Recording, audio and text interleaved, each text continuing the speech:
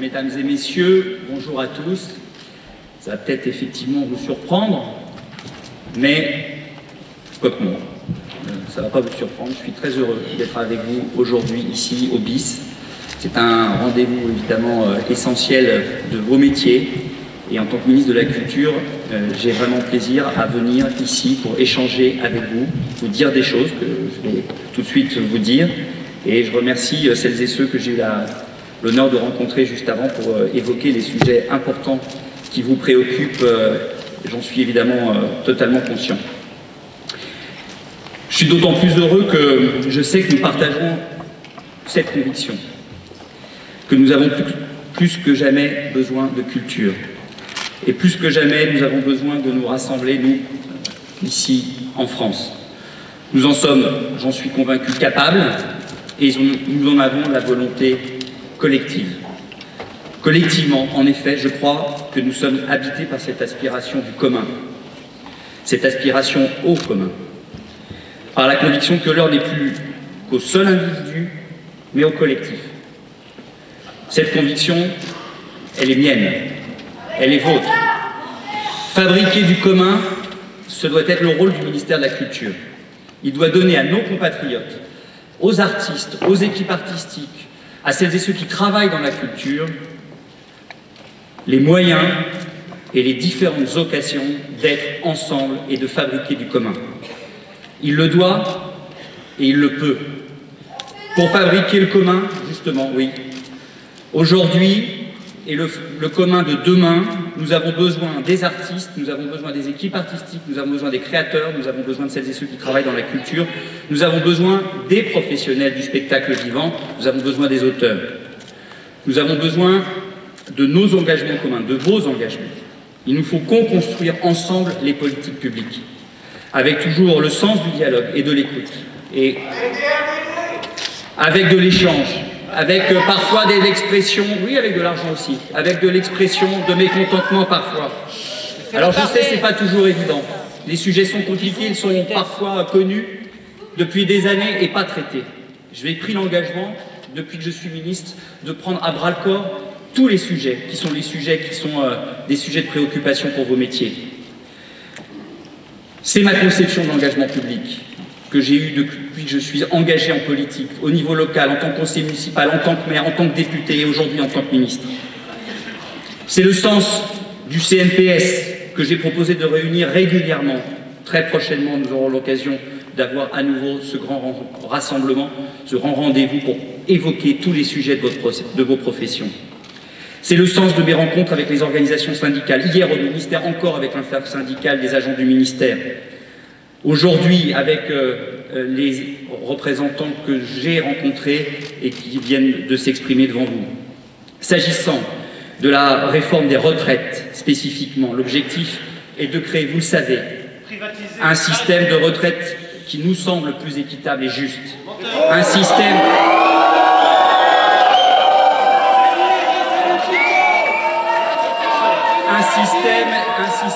qui nous permettra, j'en ai la conviction, de relever les défis de demain tout en préservant le système par répartition. J'ai la conviction que nous y parviendrons dans le cadre du régime universel. Nous avons des jours, des semaines de négociation et de co-construction pour pouvoir décliner les principes généraux du texte dans nos métiers, dans vos métiers. Cette volonté d'adapter les spécificités à vos métiers, nous l'avons démontré, je pense, je l'ai démontré avec la réforme de l'assurance chômage des intermittents. À l'annonce de la réforme de l'assurance chômage des intermittents, les inquiétudes étaient très fortes pour les métiers des annexes 8 et 10. Après vous avoir écouté, après avoir travaillé avec vos représentants, je me suis forgé une conviction. Il fallait maintenir l'accord de l'assurance chômage de 2016 pour les métiers des annexes 8 et 10.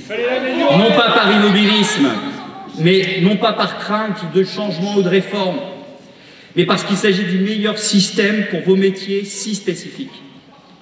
En ce qui concerne la réforme des retraites, je souhaite avoir la même approche avec vous. À la fois le dialogue et l'écoute, Et ensemble, nous devons trouver les voies et moyens pour vous inscrire, vous, en tant que professionnels de ces métiers, mais aussi plus largement vos spécificités dans le futur régime universel de retraite. C'est le sens de la concertation qui sont en cours, des concertations qui sont en cours. De la même manière, quand je suis arrivé rue de Valois, le fonds PEPS n'était pas au sommet de sa forme, c'est moins qu'on puisse dire. Nous l'avons réformé pour que ces aides à l'emploi soient mieux adaptées aux besoins des entreprises et de leurs salariés. Nous avons mis des moyens nouveaux et aujourd'hui le fonds PEPS a tout pour réussir. Nous le suivons au quotidien pour qu'il soit utilisé et connu de tous. Ce sera avec vous qu'on le fera. Je suis toutefois conscient que nombre d'entre vous, qui représentent des salles de petite jauge, attendent le déblocage d'un point technique pour que ces salles aient accès rapidement à une aide conçue pour elles. J'ai demandé à mes services de sécuriser ce point au plus tôt. Et je ne vois pas pourquoi ce que nous avons réussi à faire avec l'assurance chômage des annexes 8 et 10 et avec le fonds PEPS, nous ne pourrions pas le faire pour les intermittents et les autres professions concernées dans le cadre de cette réforme des retraites. Cette réforme, concrètement, qu'est-ce qu'elle signifie pour les artistes et les professionnels de la culture? Il y a cinq spécificités: deux régimes spéciaux, comédie française et opéra, artistes intermittents du spectacle, journalistes et artistes-auteurs.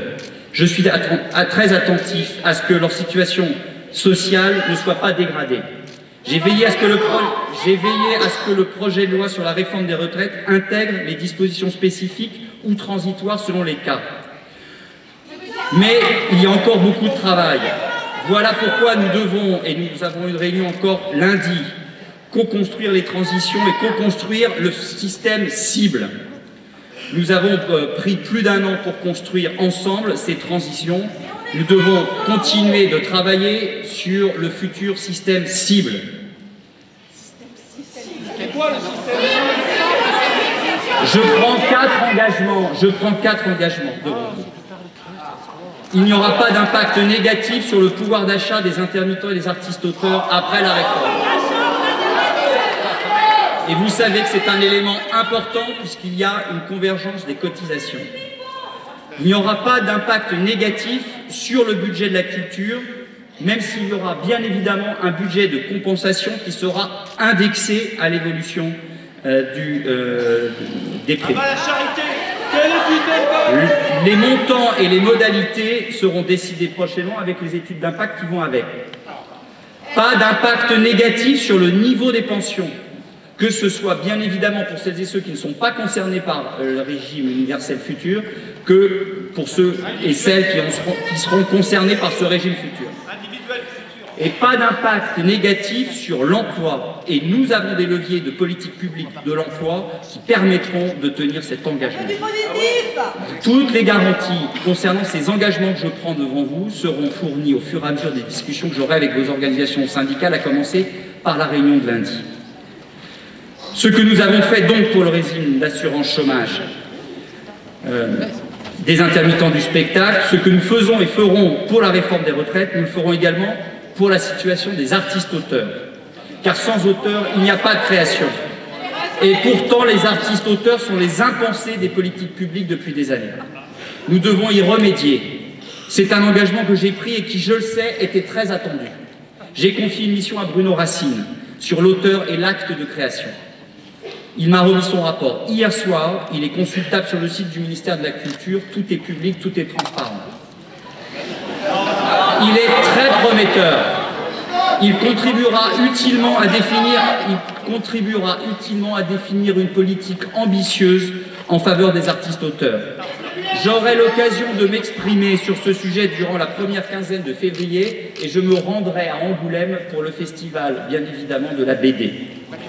Ce commun, nous devons le construire avant tout dans nos territoires. Il faut pour cela s'appuyer sur notre formidable réseau de labels. Dans le cadre de la politique de déconcentration du gouvernement, la responsabilité du ministère de la Culture est de renforcer les labels. Ces réseaux ne sont pas finis ou figés. Ce sont des réseaux vivants. Il faut prolonger cette politique et restaurer les marges artistiques et poursuivre la labellisation de nouveaux lieux. C'est justement ce que nous faisons avec la nouvelle scène nationale de Bordeaux à Saint-Médard en Jalles, avec le pôle des arts du cirque de Châlons en Champagne, avec Corrège, le centre de développement chorégraphique national de Falaise, et bien d'autres projets qui sont encore en cours. Le ministère de la Culture est le garant de la liberté de création. C'est pour ça que le ministère de la Culture conservera les nominations dans tous ces lieux labellisés. Et c'est dans les lieux labellisés, les opérateurs de l'État, que cette liberté s'incarne le mieux. C'est dans la richesse formidable de scènes nationales en ville, en milieu périurbain ou en zone rurale. Il reste encore, non, c'est pas que des mots, regardez la suite. Il reste encore beaucoup à faire, bien sûr. Mais quel pays peut se targuer d'un réseau de scènes nationales comme le nôtre, d'un réseau d'une telle richesse, d'une telle densité? Il peut et il doit nous aider à construire le fameux commun dont je parlais au début de mon propos. Parce que ce formidable réseau doit être conforté, j'ai décidé d'allouer des crédits nouveaux en direction des théâtres en région dès cette année, avec une triple ambition. D'abord, une ambition pour les territoires. 4 millions d'euros supplémentaires y seront consacrés dès cette année. Ils nous permettront de renforcer notre soutien aux scènes conventionnées d'intérêt national situées dans les villes de moins de 100 000 habitants.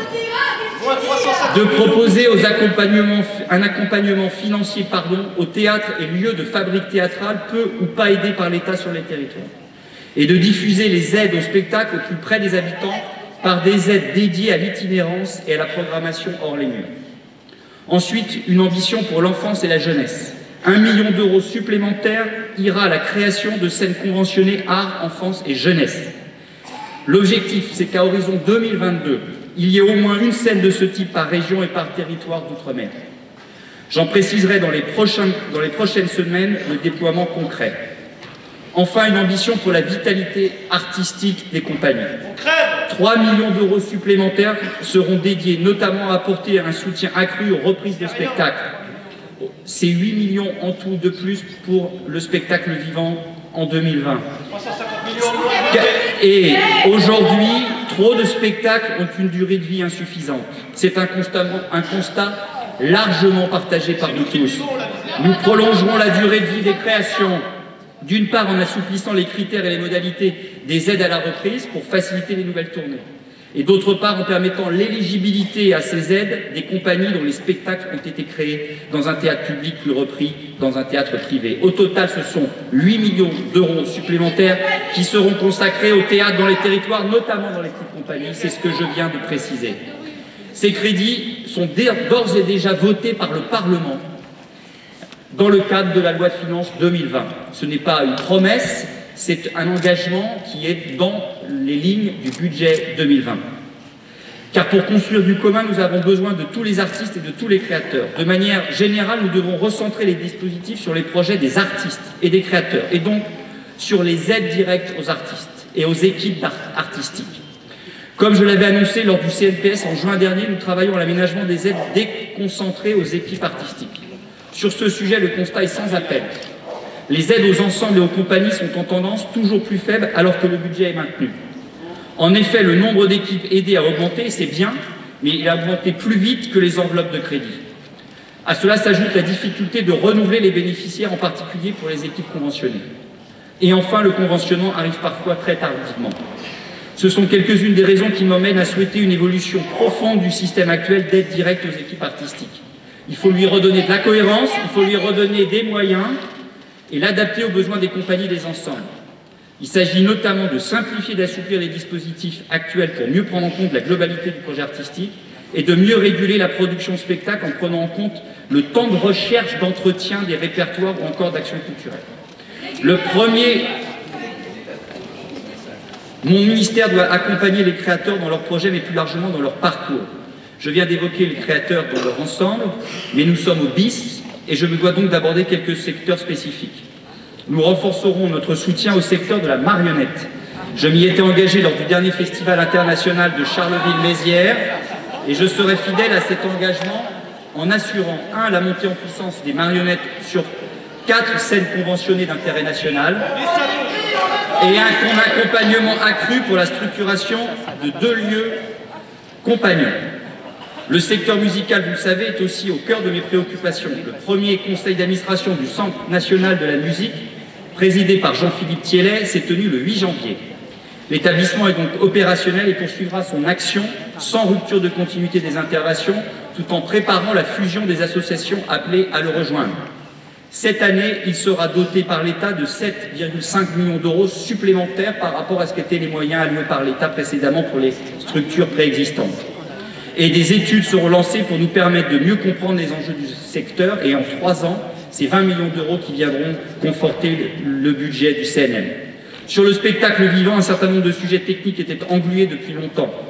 Ma responsabilité avec les services, c'est de crédibiliser la parole des équipes et la parole du ministère de la Culture. Ces freins, oui, crédibiliser la parole, oui, c'est important, je le sais. La confiance a besoin, bien souvent, d'être retissée. Ces freins, ce sont par exemple les frais de sécurité. Vous le savez, l'application de la circulaire Collomb a suscité beaucoup d'incompréhension et d'inquiétude. Les services, l'administration centrale comme les DRAC, ont passé leur été à répondre au cas par cas à des situations parfois difficiles pour des organisateurs de festivals. Une instruction du ministère de l'Intérieur du 15 mai 2018 précise les règles applicables afin d'harmoniser les pratiques des préfets, notamment dans le domaine culturel, où cette règle est inégalement appliquée sans doctrine précise. Après l'arrêt du Conseil d'État du 31 décembre dernier, nous avons décidé avec mon collègue de l'Intérieur de reprendre la circulaire pour qu'elle soit plus adaptée. Sous notre pression. Oui, sous votre pression et à l'écoute, et à votre écoute, oui. Ah oui. L'écoute est importante, oui, et votre expression est importante à mes yeux. Nous lancerons un groupe de travail prochainement en y associant des organisations professionnelles. Un de ces freins, c'est aussi le décret son. Ces modalités d'application posent des difficultés et des insécurités juridiques qui sont constamment relevées par les organisations professionnelles. J'ai proposé une évolution du décret sur certains points en étroite concertation avec l'association Agisson, dont je veux saluer le travail. Avec la ministre de la Transition écologique et solidaire et la ministre des Solidarités et de la Santé, nous avons souhaité remettre le sujet sur la table pour sortir de cet embroglio. Et nous espérons pouvoir aboutir au cours de ce premier quadrimestre. Ce commun que nous allons construire dans nos territoires, nous le construirons avec les créateurs, les artistes, mais aussi avec les publics. Tous les publics, y compris les plus jeunes. C'est le sens de l'éducation artistique et culturelle que nous déploierons tout au long de la vie. Et c'est le sens du Pass Culture. Nous en ferons un outil de partage, le moyen de relier toute une classe d'âge par la culture. Contrairement au titre d'une des tables rondes de tout à l'heure, le Pass Culture n'est pas dans l'impasse. Il est encore en expérimentation. Une expérimentation, cela veut dire, oui, j'assume l'expérimentation. Cela veut dire que des choses restent encore bien évidemment à améliorer, à ajuster, je le revendique. Je suis fier qu'il séduise de plus en plus d'utilisateurs et que ces utilisateurs choisissent beaucoup de spectacles et festivals musicaux. Début avril, nous amorcerons une nouvelle phase de déploiement ambitieuse. Elle devrait permettre de toucher à peu près la moitié des jeunes de la tranche d'âge concernée. Et nous permettrons aux jeunes de dépenser leurs 500 € à 18 ans sur 2 ans et non plus une seule année comme c'était initialement prévu. Toutes ces mesures, nous les avons pensées au service des territoires et des équipes sur les territoires, parce que c'est là que vit notre culture. Et c'est là que nous devons décliner nos politiques au plus près de la réalité, au plus près des acteurs culturels que vous êtes, mais aussi des collectivités et des citoyens. Si nous voulons construire du commun, nous devons davantage déconcentrer les dispositifs du ministère. Déconcentrer, ça ne veut pas dire renoncer, bien évidemment, à une politique nationale. Au contraire, c'est l'adapter au territoire pour la rendre plus pertinente et plus efficiente. Déconcentrer, c'est agir au plus près, donc, des acteurs du terrain. C'est donner des responsabilités accrues et des moyens supplémentaires aux directions régionales des affaires culturelles, dont je salue le travail. Parce que je suis attaché à la co-construction des politiques culturelles avec les collectivités, mais pas seulement. Enfin, j'entends vos craintes sur la décentralisation. Comme j'ai entendu celles que vous avez exprimées il y a quelques mois sur les nominations des dirigeants des lieux labellisés. Comme je l'ai dit tout à l'heure, ces décisions restent et resteront aujourd'hui celles du ministre de la Culture. Et il n'y aura pas de décentralisation supplémentaire par rapport à l'équilibre qui est l'équilibre actuel entre collectivités territoriales et État en ce qui concerne les questions culturelles. Enfin, il me reste un combat que je veux partager avec vous, celui pour la parité et l'égalité. Elles doivent devenir la norme dans la société tout entière. La lutte contre les violences sexistes et sexuelles fait partie du combat pour l'égalité. Nous serons intraitables sur ce sujet. Dans le monde culturel, ces derniers mois, une nouvelle vague de libération de la parole s'est déclenchée. Elle nous incite à ne pas baisser la garde, à prendre des engagements, à continuer le combat. J'y suis déterminé. La FESAC discute avec les organisations syndicales de salariés d'un plan d'action pour l'égalité et contre les violences dans ces secteurs. Les services de mon ministère accompagnent et encouragent ce travail depuis l'origine. Je l'avais annoncé en novembre lors des assises de l'égalité et de la diversité dans le cinéma.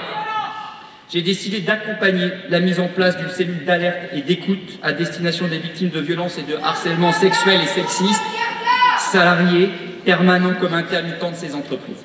Cela représente 178 000 femmes. Cette cellule est une étape capitale. Parce que pour libérer la parole, il faut d'abord libérer l'écoute. Cette cellule, nous sommes en train d'en faire une réalité. Mesdames et messieurs, chers amis, comme vous le voyez, nous avons de nombreux chantiers devant nous. Je sais que je peux compter sur votre participation exigeante et engagée. Et vous pouvez compter sur ma détermination à renforcer le ministère de la Culture et les politiques publiques à votre service et au service de la culture. Je vous remercie de votre écoute.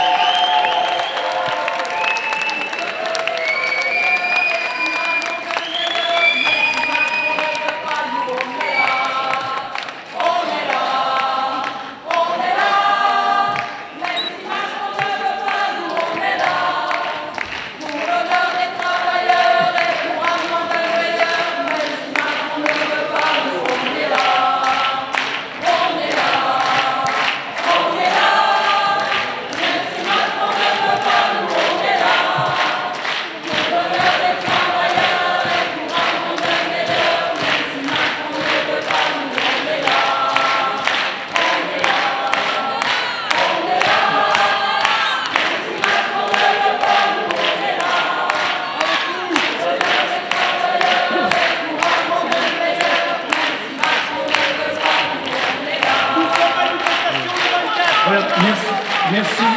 Nous allons passer...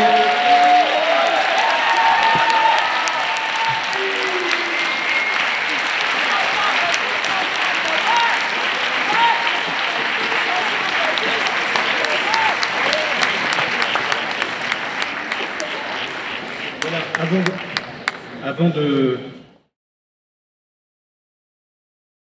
Des institutions lyriques et chorégraphiques et l'inaction du ministère face à cette situation sont pour nous le démenti des engagements pourtant pris la main sur le cœur pour l'égalité et contre les agissements sexistes.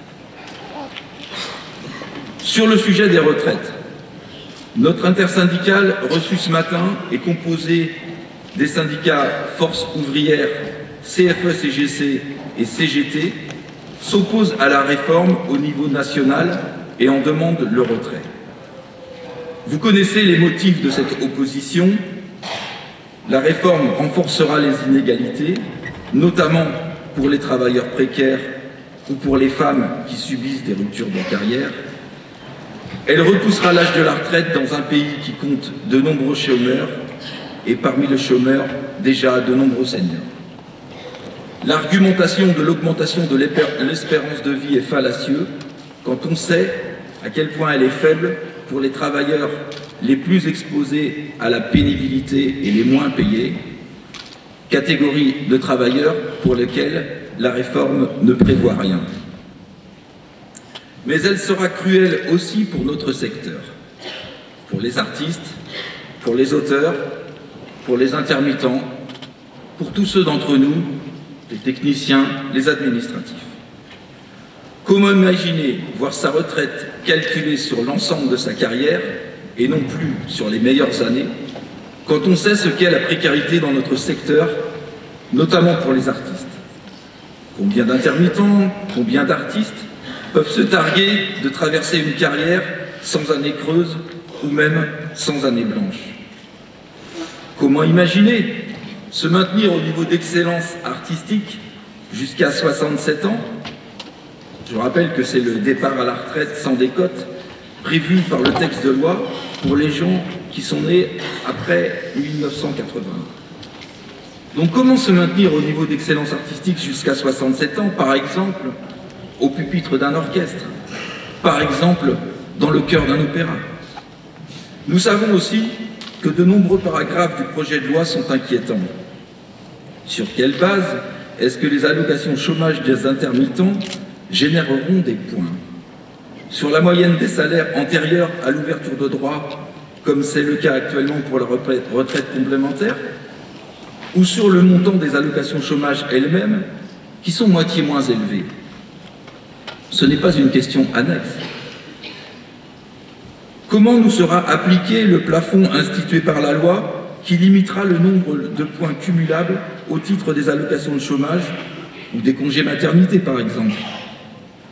Comment sera calculée la retraite des artistes-auteurs qui, selon les projections réalisées, alors je dis selon les projections réalisées par eux-mêmes, puisque c'est une des graves difficultés, c'est que ce ministère est incapable de nous donner la moindre projection sur ce que seront les effets de la réforme des retraites.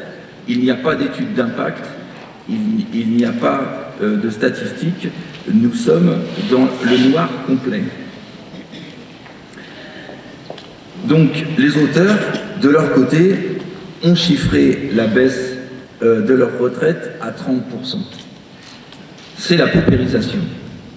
Comment sera financée par l'État la compensation de la part patronale des cotisations des artistes-auteurs ou les abattements qui existent aujourd'hui sur les cotisations de certaines catégories d'artistes et de techniciens?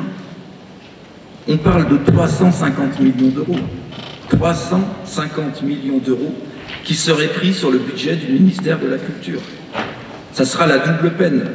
Moins d'activité à cause de moins de financement public et moins de retraite à cause d'un mode de calcul plus défavorable.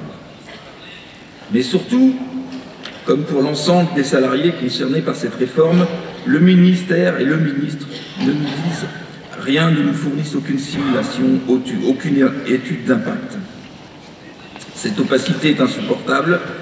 Ce n'est pas une politique culturelle, c'est conduire la profession au désastre en tentant de nous bercer de belles paroles.